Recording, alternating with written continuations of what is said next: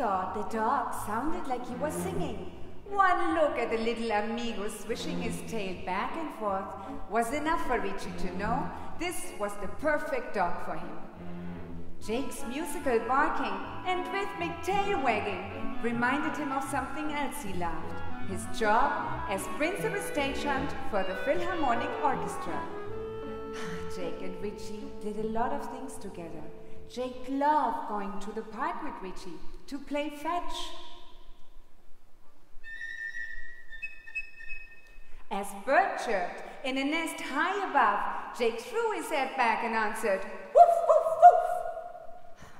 Jake and Richie also loved long car rides. Que rico! Ruff! Ruff! Jake answered each honking car. His tail moved back and forth, like windshield wipers. But there was one sound that Jake didn't like. Thunder.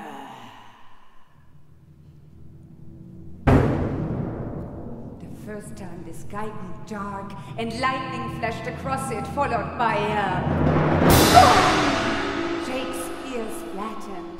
He went around and around in circles, his tail between his legs. Hola, do you want to play fetch? Richie threw a rolled-up newspaper, but Jake didn't seem to notice. Jake, want a biscuit, amigo? Richie rattled the box of special treats, but Jake just whimpered. Pobrecito. Richie didn't know what to do. Music usually helped him think, so he turned on the CD player.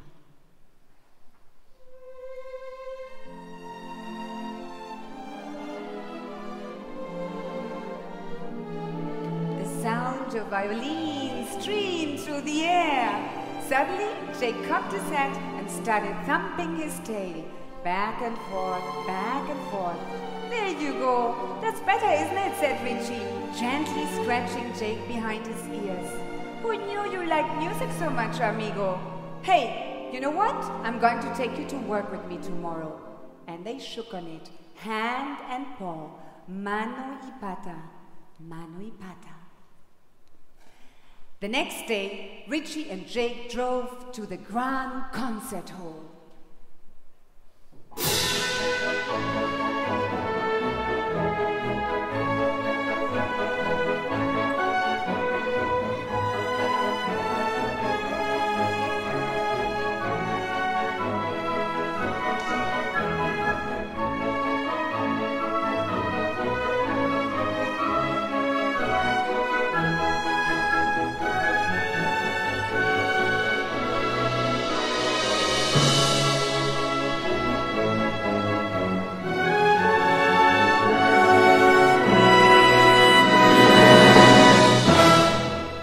Lifted his ears as he entered the backstage area. So many new sounds. So many new scents. His eyes swiveled as a sea of legs weaved around him. Jake looked proudly at Richie as he set up chairs and music stands on the stage, putting sheets of music on each one.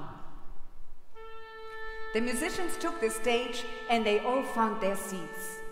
Suddenly, someone was kneeling by Jake, giving him the neck rub of his life. Jake, this is Glenn, said Richie. He's the concertmaster. He'll run the rehearsal until the conductor arrives. Then, birdsong seemed to fill the air. Jake threw back his head. Woof, woof, woof. But just as quickly as it had begun, the bird melody stopped. The only sound now was Richie's laughter.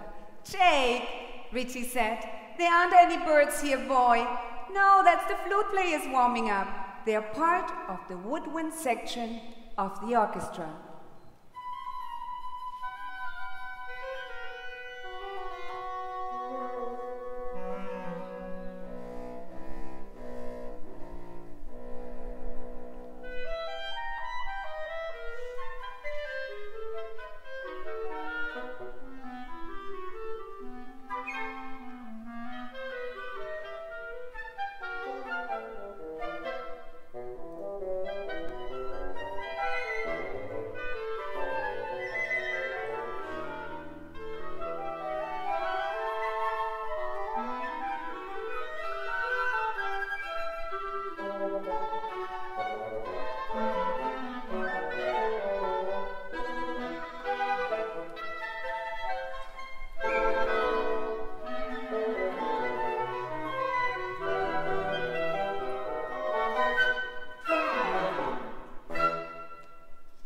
once, Jake heard the loudest noise.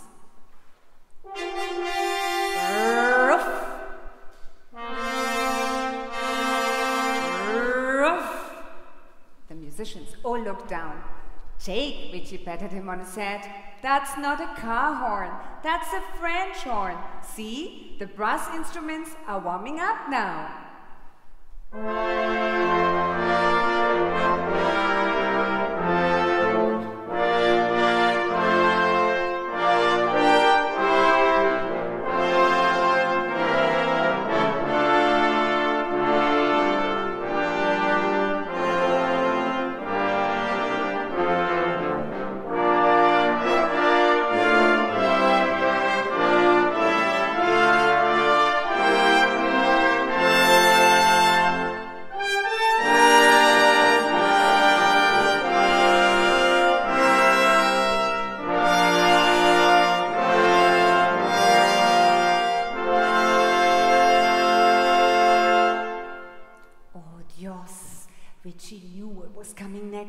But before he could say a word, a drum roll started quiet at first, then swelling louder and louder, followed by a...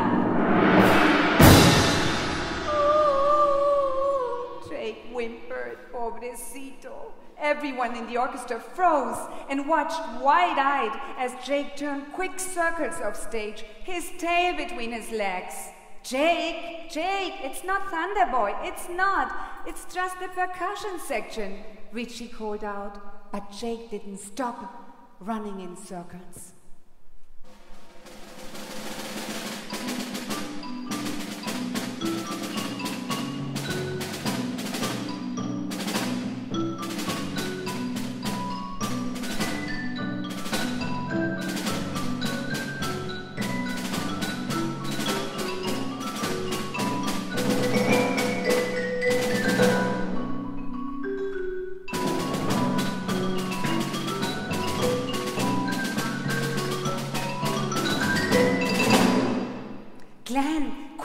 Have the string section play something, cualquier cosa. Glenn signaled to the musicians and the strings began to play.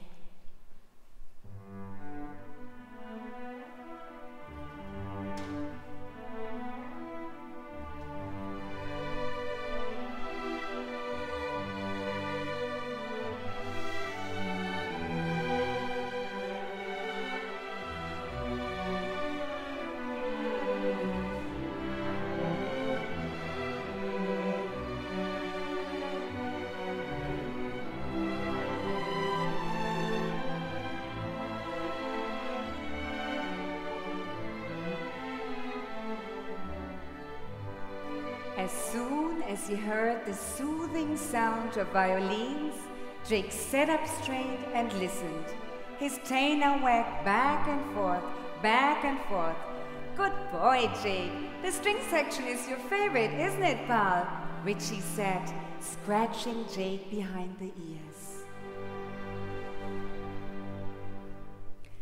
As Glenn stepped to the podium, Richie said, listen to how all these instruments sound together when they play in the orchestra. Jake cocked his head as Glenn began to wave his arms at the orchestra. Why was he trying to shoo them away, Jake wondered. But then the most wonderful sound filled the air as the whole orchestra played together. Even Jake knew to keep quiet.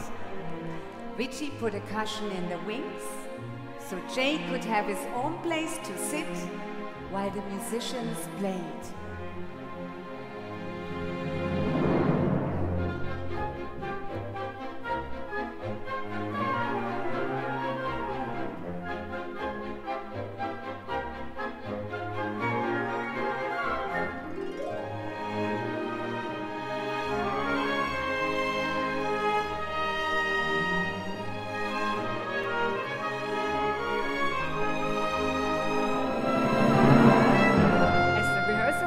Well, Richie said, "Come on, buddy, let's go for a walk in the park before the concert. Vámonos!" By the time they returned to the hall, Jake was kind of sleepy. "I'll be back in a minute, boy. I just need to take care of a few things," Richie said. Jake wandered lazily across the empty stage, waiting for Richie, sniffing a chair here, a music stand there. When he reached the podium, Jake saw something that perked him up a bit. A stick!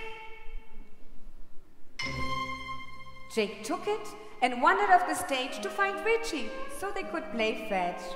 But there was Jake's plump new cushion and he couldn't resist it. He yawned. The stick fell from his mouth and rolled behind the cushion. Then Jake curled up and took a nap. The sound of the orchestra warming up woke Jake a short time later. As he stretched, someone he'd never seen before walked onto the stage. The audience clapped and the musicians picked up their instruments. El hombre went to the podium and bowed to the audience. Everyone was quiet. But then the man began to search the podium, looking for something. "Oh no," said Richie, "the baton! I know I put it out before we went to the park. What's happened to it?"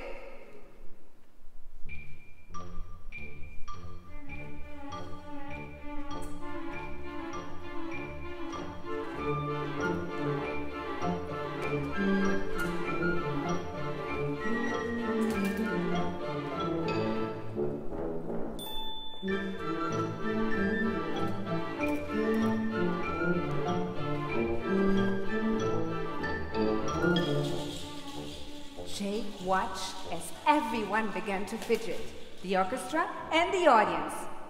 He took the opportunity to meet the new amigo and tried to start a game of fetch.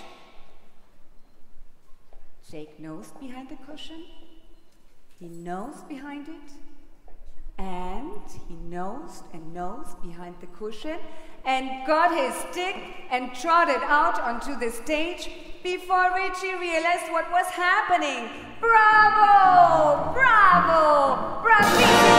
Bravo, Jake! The audience burst into wild applause upon seeing Jake with a baton in his mouth.